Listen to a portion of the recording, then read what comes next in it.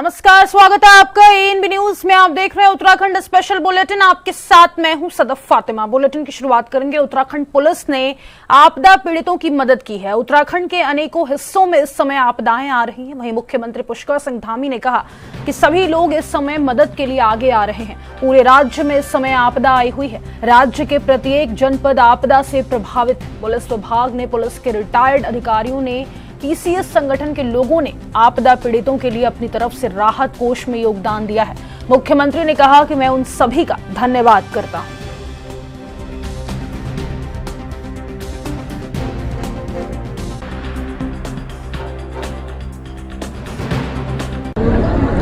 इस समय सभी लोग आपदा पीड़ितों के लिए आगे आ रहे हैं, क्योंकि पूरे राज्य के अंदर आपदा आई हुई है और राज्य का प्रत्येक जनपद, प्रत्येक स्थान आज आपदा से प्रभावित है।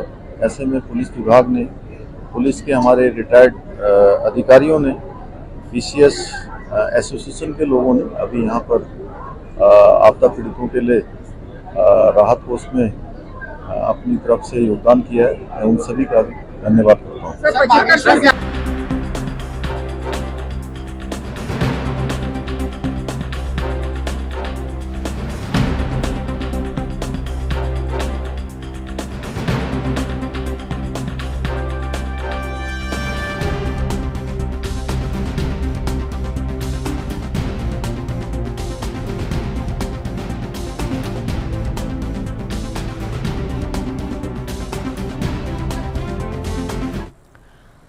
मुख्यमंत्री पुष्कर सिंह धामी बीते रोज बागेश्वर दौरे पर रहे। इस दौरान सीएम धामी ने आपदा प्रभावित क्षेत्रों का स्थलीय निरीक्षण किया।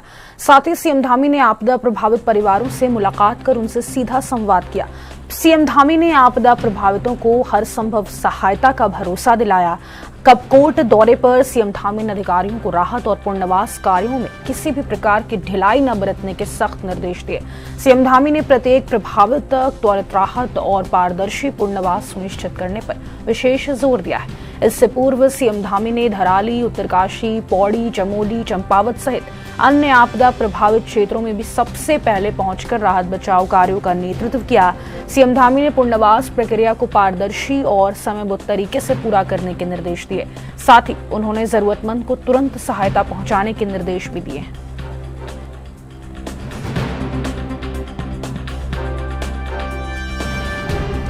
5 अगस्त को धराली से प्रारंभ हुआ ये आपदा का जो कहर है वो पूरे प्रदेश के अंदर अभी भी जारी है। आज भी अभी पुरोला में अभी यहाँ पर बादल फटने की सूचना मिली है, उसके कारण से भी काफ़ी मलबा आया हुआ है। ऐसे ही राज्य का प्रत्येक जनपद में, उत्तरकाशी के शाना चट्टी की बात करूँ, धराली है, हमारा जनपद पौड़ी में सैजी गांव और उसके आसपास के गांव, और रुद्रप्रयाग जनपद चमोली में थराली और चेपड़ो और अनेक स्थानों पर अभी घनसाली क्षेत्र में भी बादल फटा था। इसी प्रकार आज मैं कपकोट क्षेत्र में गया था, सीमांत क्षेत्र में, वहाँ भी काफ़ी आपदा से नुकसान हुआ है। पिथौरागढ़ जनपद, मुनस्यारी का क्षेत्र, हर एक क्षेत्र में और मैदानी क्षेत्रों में जलभराव भी काफ़ी हुआ है। और इसके लिए हमने भारत सरकार की जो टीम है, जो आपदा की आकलन की क्षति का आकलन करती है, वो टीम भी यहाँ आ रही है। और हमारा प्रयास होगा जल्दी से जल्दी चीज़ों को फिर से रीस्टोर करें, और उसके लिए युद्ध स्तर पर काम हो रहा है। जैसे ही बरसात कम होती है तो हम युद्ध स्तर पर लगेंगे, सबके सहयोग से फिर से सब चीज़ों को व्यवस्थित करेंगे। सबको पुनः जो जनजीवन है पहले जैसा बने, भगवान से ही प्रार्थना करेंगे कि ऐसी चुनौती में हम सब लोग एक दूसरे का सहयोग करें, एक दूसरे के साथ खड़े हों और हिम्मत से जो है आगे बढ़ें। राज्य में आपदा से हुए नुकसान का जायजा लेने के लिए केंद्रीय टीम 8 सितंबर को उत्तराखंड पहुंच रही है। इस टीम का नेतृत्व गृह मंत्रालय के संयुक्त सचिव आर प्रसन्ना करेंगे। टीम राज्य के 6 जिलों उत्तरकाशी, रुद्रप्रयाग, चमोली, पौड़ी, बागेश्वर और नैनीताल में निरीक्षण करेगी। आपदा प्रबंधन और पुनर्वास सचिव विनोद कुमार सुमन के अनुसार 8 सितंबर को केंद्रीय टीम के साथ शासन में बैठक होगी, जिसमें उन्हें स्थिति की जानकारी दी जाएगी। टीम आपदा से हुई वास्तविक क्षति का आकलन करने के लिए PDNA यानी पोस्ट डिजास्टर नीड असेसमेंट की कार्यवाही भी करेगी। इस निरीक्षण में उप निदेशक, अधीक्षण अभियंता, मुख्य अभियंता और निदेशक सहित अन्य 6 सदस्य भी मौजूद रहेंगे।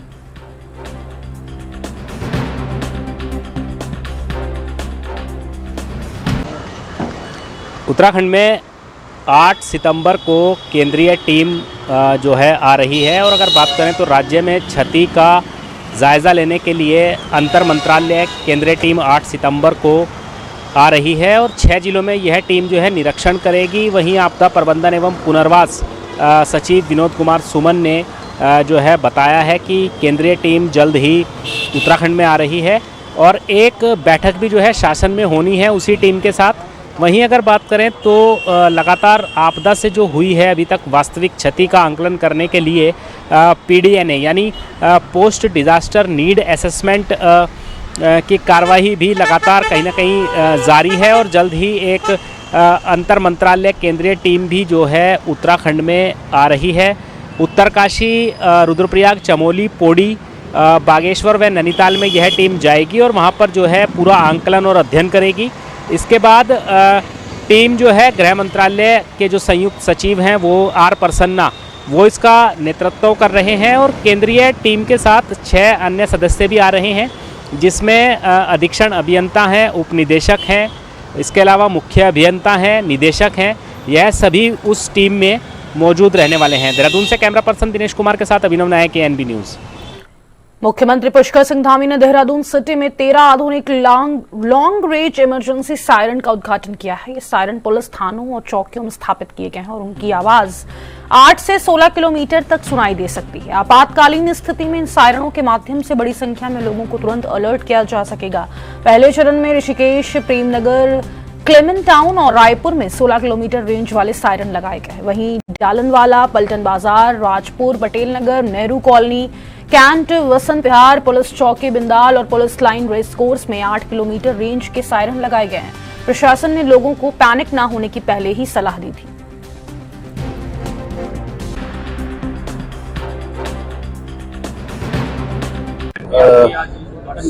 आज देहरादून शहर में जो 13 सायरन एक साथ जो है लगाए गए हैं और 13:07 बजेंगे और ये ऐसी आपात स्थिति में कोई भी इमरजेंसी की स्थिति होगी तो निश्चित रूप से उससे जो है सभी लोगों को एक साथ अलर्ट कर पाएंगे और कोई भी बड़ी आपात स्थिति, कोई बड़ी घटना होने से पहले लोगों को सुरक्षित। उत्तराखंड में नकली दवाइयों के उत्पादन और सप्लाई को रोकने के लिए मुख्यमंत्री पुष्कर सिंह धामी ने सख्त रुख अपनाया है। शनिवार को सीएम आवास पर हुई उच्च स्तरीय बैठक में उन्होंने स्पष्ट किया कि जन स्वास्थ्य के साथ किसी भी तरह का खिलवाड़ बर्दाश्त नहीं होगा। उन्होंने निर्देश दिए कि डीएम, पुलिस और स्वास्थ्य विभाग संयुक्त रूप से नकली दवाओं के निर्माण और बिक्री के खिलाफ सघन अभियान चलाए। सीएम ने कहा कि इस कारोबार में शामिल सभी लोगों के खिलाफ कठोर कार्रवाई की जाए और पूरे नेटवर्क को ध्वस्त किया जाए। बैठक में उन्होंने धराली आपदा से प्रभावित परिवारों के पुनर्वास और राहत कार्यों को भी प्राथमिकता देने के निर्देश दिए।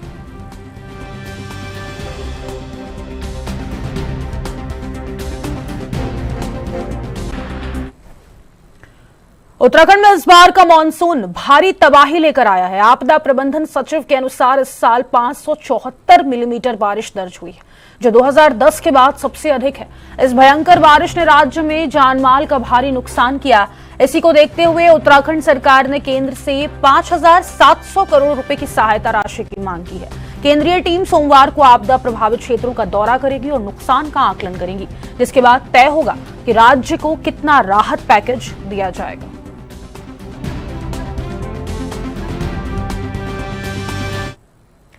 उत्तराखंड में आपदा प्रबंधन सचिव विनोद कुमार सुमन ने बताया कि राज्य के आपदा प्रभावित क्षेत्रों में लगातार राहत कार्य चल रहा है। उन्होंने कहा कि प्रभावित लोगों तक आवश्यक सामग्री पहुंचाने पर विशेष ध्यान दिया जा रहा है ताकि उन्हें किसी भी प्रकार की कमी का सामना न करना पड़े।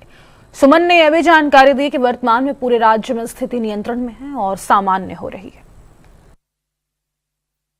जहां जहां आपदा का प्रभाव पड़ा है पूरे राज्य में, वहां पर जिले की मशीनरी और जो लाइन डिपार्टमेंट्स हैं सब लगातार जो भी आवश्यक कार्रवाई है कर रहे हैं।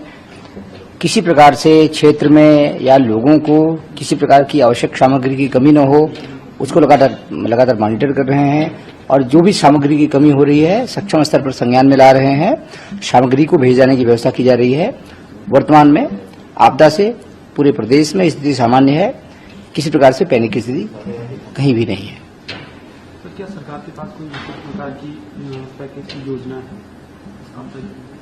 देखिए, माननीय मुख्यमंत्री जी ने पहले ही घोषणा कर दिया था कि जिन लोगों के मकान पूरी तरह से टूटे हुए हैं उसमें एसडीआरएफ के मानकों के अलावा और जो अन्य मानक हैं उनके अलावा सब मिला के कुल 5 लाख रुपया दिया जाएगा। तो जो मानक है उसमें जो भी धनराशि कम पड़ रही है टॉपअप किया जा रहा है माननीय मुख्यमंत्री विवेकाधीन कोष से। इसी प्रकार से जो डेथ केसेज हैं जिनकी डेथ हुई है उसमें 4 लाख रुपए का मानक है, उसमें 5 लाख रुपया दिया जा रहा है। एक छोटे से ब्रेक के लिए रुक रहे, फौरन लौटेंगे। आप बने रहें एएनबी न्यूज के साथ।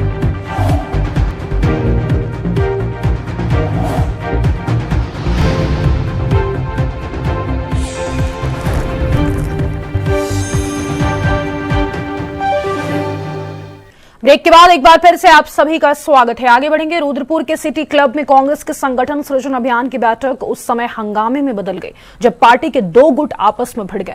दरअसल जिलाध्यक्ष के चयन के लिए कार्यकर्ताओं से रायशुमारी की जा रही थी। इस दौरान दोनों गुटों के बीच आरोप प्रत्यारोप शुरू हो गए जो बाद में मारपीट में बदल गए। वरिष्ठ कांग्रेस नेता राजेंद्र मिश्रा के साथ धक्का मुक्की हुई। इस घटना के बाद पार्टी में गुटबाजी खुलकर सामने आ गई है, जहां एक तरफ महानगर अध्यक्ष सीपी शर्मा ने कुछ लोगों पर रिमोट कंट्रोल से संगठन चलाने का आरोप लगाया है, वहीं महिला कांग्रेस की उपाध्यक्ष मीना शर्मा ने इसे पार्टी की अंदरूनी लड़ाई बताया और 2027 के चुनावों में एकजुट होकर मैदान में उतरेंगी और जीत दर्ज करेंगी।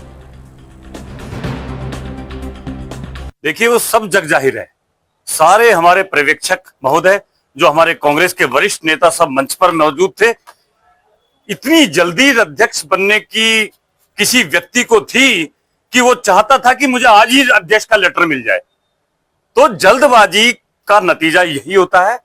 कांग्रेस पार्टी है, कांग्रेस पार्टी का संविधान है, कांग्रेस पार्टी के अपने पर्यवेक्षक हैं, हाईकमान है, उनके अनुसार जो प्रोसीजर है उसके द्वारा अपनाते हुए पार्टी कार्रवाई कर रही है, पार्टी कार्यक्रम तय कर रही है। अगर किसी को बहुत ही ज्यादा जल्दी है, जो 15 वर्षों से किसी पार्टी के कार्यक्रम में नहीं आया, उसको मंच कांग्रेस का इतनी जल्दी, अगर उसके मन में इतना बड़ा वो लालच है कि वो मिनट नहीं लगा रहा है, उसके लिए उसने इतना उतावलापन कर दिया कि मुझे माइक पे मैं नाम बोल रहा था, उसको इतना भी सब्र नहीं हुआ कि मेरा भी। कांग्रेस पार्टी के नेताओं से हमारे ऑब्जर्वर आए थे और वो अपना काम कर रहे हैं। ठीक है, परिवार है, कहीं ना कहीं किसी बात पर मनमुटाव होता है और वो नहीं होना चाहिए, बहुत दुर्भाग्यपूर्ण है और हमें बड़ा खेद है क्योंकि एक तरफ हमारे जो ऑब्जर्वर दिल्ली से आए थे और 2 दिन पहले ही उनके पिताजी की मृत्यु हुई थी। अगले दिन संस्कार हुआ और जिस दिन रुद्रपुर पहुंचे उस दिन अस्थि विसर्जन करके एक कर्मठ व्यक्ति यहाँ पर संगठन को मजबूती देने के लिए आए थे और उनके सामने जिस तरह से एक मंच पर बैठने के लिए बखेड़ा खड़ा हुआ, वो बहुत निंदनीय है और आगे जो हुआ वो भी सब हरिद्वार में साल 2027 में आयोजित होने वाले अंध्र कुंभ मेले को दिव्य और भव्य बनाने की तैयारियां धामी सरकार ने शुरू कर दी है। अंध्र कुंभ मेले को लेकर संबंधित विभाग अपनी अपनी कार्य योजनाएं तैयार कर रहे हैं। इसी क्रम में स्वास्थ्य विभाग ने भी अंध्र कुंभ मेले में आने वाले तीर्थयात्रियों की सुविधा और सुरक्षा को ध्यान में रखते हुए विस्तृत कार्य योजना तैयार की है। स्वास्थ्य विभाग के लिए करीब 54 करोड़ रुपए का बजट प्रस्तावित किया गया है, जिससे स्थायी व अस्थायी दोनों तरह के काम किए जाएंगे। सीएम पुष्कर सिंह धामी ने बैठक में कहा कि साल 2027 का अंध्र कुंभ दिव्य और भव्य स्वरूप में आयोजित किया जाएगा। कुंभ केवल धार्मिक आस्था का प्रतीक ही नहीं बल्कि उत्तराखंड की संस्कृति, परंपरा और समृद्धि की झलक भी होती है। ऐसे में राज्य सरकार तीर्थयात्रियों को बेहतर सुविधाएं उपलब्ध कराने के लिए हर संभव प्रयास में जुटी है।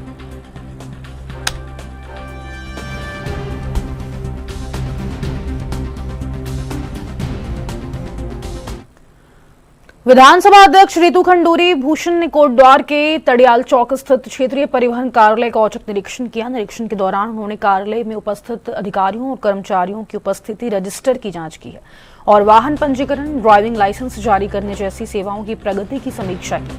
अध्यक्ष ने अधिकारियों को सख्त निर्देश दिए कि वे समय पर कार्यालय पहुंचे और कार्य में गति और पारदर्शिता बनाए रखें। उन्होंने कहा कि जनता को किसी भी प्रकार की असुविधा न हो, यह हमारी प्राथमिक जिम्मेदारी है। भविष्य में लापरवाही या ढिलाई पाए जाने पर कठोर कार्रवाई की चेतावनी भी दी।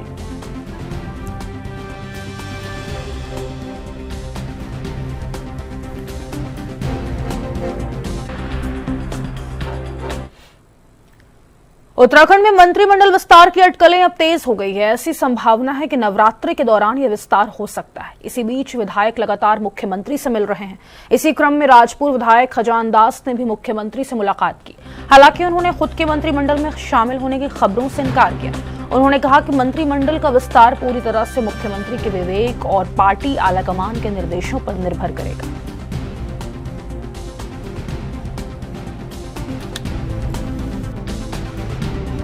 देखिए, मैं कहीं भी रेस में नहीं हूँ। मैं भारतीय जनता पार्टी का एक सामान्य कार्यकर्ता हूँ और भारतीय जनता पार्टी ने मुझे अंगुली से चल करके पकड़ना सिखाया, अंगुली पकड़ करके चलना सिखाया है। और भारतीय जनता पार्टी ने मुझ जैसे व्यक्ति को बहुत कुछ दिया है, संगठन से लेकर के, और मंत्री पद भी दिया है। तो इसलिए मेरी कोई ऐसी कोई लालसा नहीं है। सिर्फ इतना मैं कहना चाहूँगा कि माननीय मुख्यमंत्री जी का विवेक है। जब चाहे वो मंत्रिमंडल का गठन कर सकते हैं, और वो भी केंद्र की राय और प्रदेश की राय के अनुसार। भारतीय जनता पार्टी महात्मा गांधी के जन्मदिवस के अवसर पर पूरे देश और प्रदेश में सेवा पखवाड़े का आयोजन करने जा रही है। विधायक विनोद चमोली ने मीडिया से बात करते हुए जानकारी दी कि आगामी 17 सितंबर से 2 अक्टूबर तक देश के साथ ही प्रदेश भर में सेवा पखवाड़ा मनाया जाएगा। इसमें विभिन्न कार्यशालाओं का आयोजन भी किया जाएगा, जिसके जरिए महात्मा गांधी जी द्वारा किए गए कार्यों को लोगों के बीच रखने का काम किया जाएगा। साथ ही हमने कई सेवा के कार्य भी तय किए हैं, जिसमें गोष्ठियां भी आयोजित की जाएगी।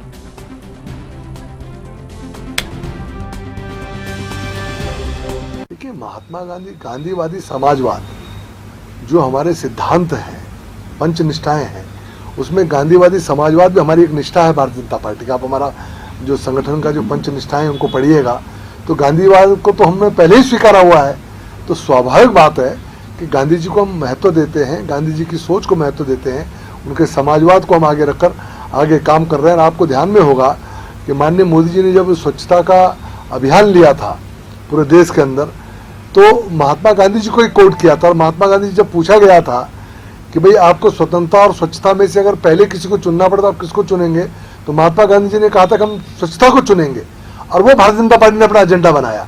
तो आप कल्पना कर सकते हैं कि महात्मा गांधी के नाम पर राजनीति कांग्रेस कर रही है और देश में काम भारतीय जनता पार्टी कर रही है। बीजेपी के विधायक विनोद चमोली ने भी मुख्यमंत्री पुष्कर सिंह धामी और उनकी नीतियों का समर्थन करते हुए कहा कि राज्य में बदलाव तो हुए हैं और उसके सकारात्मक परिणाम भी दिखने लगे हैं, लेकिन अभी भी बहुत कुछ हासिल करना बाकी है। उत्तराखंड की भाजपा सरकार सीएम धामी के नेतृत्व में बहुत अच्छा काम कर रही है।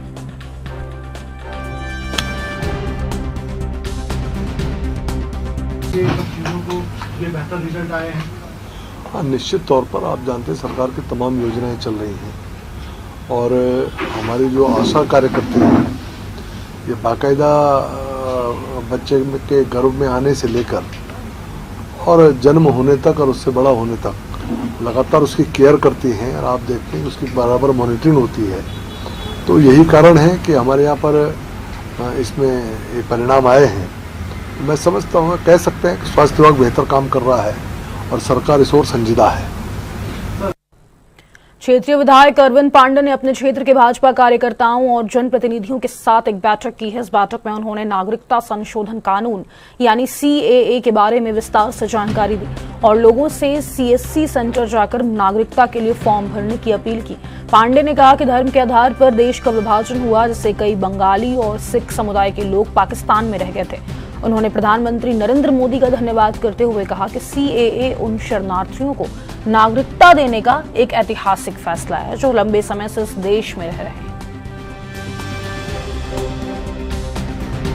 तो 2014 तक इसकी बाध्यता थी, लेकिन अब मैं मोदी जी का धन्यवाद देना चाहता हूं कि उन्होंने 14 से बढ़ाकर 2024 तक का इसको कर दिया। आज ये बैठक हुई और इस बैठक में सभी हमारे बंगाली समाज के प्रमुख लोग उपस्थित हुए और सबने ये विचार किया है कि हम एक कमेटी बनाकर जो लोग शरणार्थी हैं या जिनको स्थायी नागरिकता हिंदुस्तान की नहीं मिली है, उनकी मदद की जाएगी ताकि जो सिटीजन अमेंडमेंट एक्ट लागू हुआ है इसका पूरा लाभ उनको मिल सके। सर आपके देखिए, ये जो टेक्निकली कमी आप बता रहे हो, निश्चित ही इसका संज्ञान, मैं यहाँ का विधायक हूँ, इसका संज्ञान लिया जाएगा और बिल्कुल कहीं से कहीं तक जो एक्ट बना है, मैंने देखो अभी उसको पढ़ा भी नहीं है, थोड़ी मुझे भी जानकारी हो सकती कम हो, हम इसकी जानकारी लेंगे और जो हमारे वकील हैं, एडवोकेट हैं, उन लोगों की सहायता लेके या जो इस कमेटी के जो परिपक्व लोग हैं, जो विधि को जानते हैं, उनकी सहायता लेके हम प्रत्येक व्यक्ति का फॉर्म भरवाएंगे और किसी को नहीं भटकने देंगे। देखिए, पहले तो मैं अपने भारत सरकार, भारतीय जनता पार्टी की जो भारत में सरकार है, जिसमें हमारे देश के आदरणीय प्रधानमंत्री नरेंद्र मोदी जी, हमारे देश के गृह मंत्री आदरणीय श्री अमित शाह जी का मैं धन्यवाद करना चाहूँगा समस्त बंगाली समाज की ओर से कि उन्होंने जो ये सीए का बिल जो पास हुआ है, उसमें एक नया अमेंडमेंट भी जोड़ा है। जो पहले ये था कि 2014 से पूर्व जो लोग यहाँ आए हैं उनको भारत का नागरिक माना जाएगा, चाहे वो बांग्लादेश से हो, चाहे पाकिस्तान से हो, चाहे अफगानिस्तान से, कहीं से भी लोग आए हों, भारत के लोग यहाँ नागरिक। आज एक हमें 4-5 दिन पूर्व जो हमारी भारत सरकार ने एक नया अमेंडमेंट जोड़ा है, जिसमें ये कहा गया है कि 31 दिसंबर 2024 से पूर्व जो भी लोग इन देशों से प्रताड़ित होकर जो भी हिंदू लोग यहाँ आए हैं, वो सभी लोग भारत के नागरिक होंगे। और जो ये कागजों की बात हो रही है, इससे पूर्व भी कई बैठकों का दौर हुआ। जो हमारे पूर्वज थे, जो वहां से आए थे, वो पूर्वज जब आए थे वो कांग्रेस उत्तराखंड में संगठन को मजबूत करने और नए सिरे से पदाधिकारियों का चयन करने की कवायद में जुटी हुई है, जिसके लिए केंद्रीय संगठन की ओर से ऑब्जर्वर नियुक्त किए गए। शनिवार को गुजरात कांग्रेस के पूर्व प्रदेश अध्यक्ष और ऑब्जर्वर जगदीश ठाकुर ने हरिद्वार प्रेस क्लब में प्रेस कॉन्फ्रेंस की। कांग्रेस नेताओं के साथ प्रेस कॉन्फ्रेंस करने पहुंचे जगदीश ठाकुर ने कहा कि कांग्रेस सभी वर्गों के लोगों से रायशुमारी कर पत्र और योग्य कार्यकर्ताओं को दायित्व सौंपेगी। पूरे उत्तराखंड में एआईसीसी से एक ऑब्जर्वर लगा हुआ है। उत्तराखंड प्रदेश कांग्रेस समिति की ओर से हर डिस्ट्रिक्ट और हर सिटी में ये डिस्ट्रिक्ट प्रेसिडेंट का चयन करने के लिए 3 ऑब्जर्वर लगे हुए हैं और सभी हमारे सीनियर लीडर्स, हमारे कार्यकर, सामाजिक संस्थाएं, एनजीओ, व्यापारी, पत्रकार और सभी तबके के लोगों को मिलेंगे, उनके साथ राय मशवरा करेंगे और उनमें से जो नाम निकल के आता है वो डिस्ट्रिक्ट या सिटी प्रेसिडेंट के लिए हम चयन करने के लिए ये पूरी एक्सरसाइज चल रही है। तो सुनवाई होगी, उसमें ताकतवर होना चाहिए, पूरी पार्टी को साथ में लेके चलना चाहिए और भाजपा की नीतियों के सामने आक्रामक लड़ाई लड़ने वाला होना चाहिए। ये सभी चीजों पे ध्यान रखा जाए। फिलहाल के लिए इस बुलेटिन में बस इतना ही। मुझे दीजिए इजाजत। नमस्कार।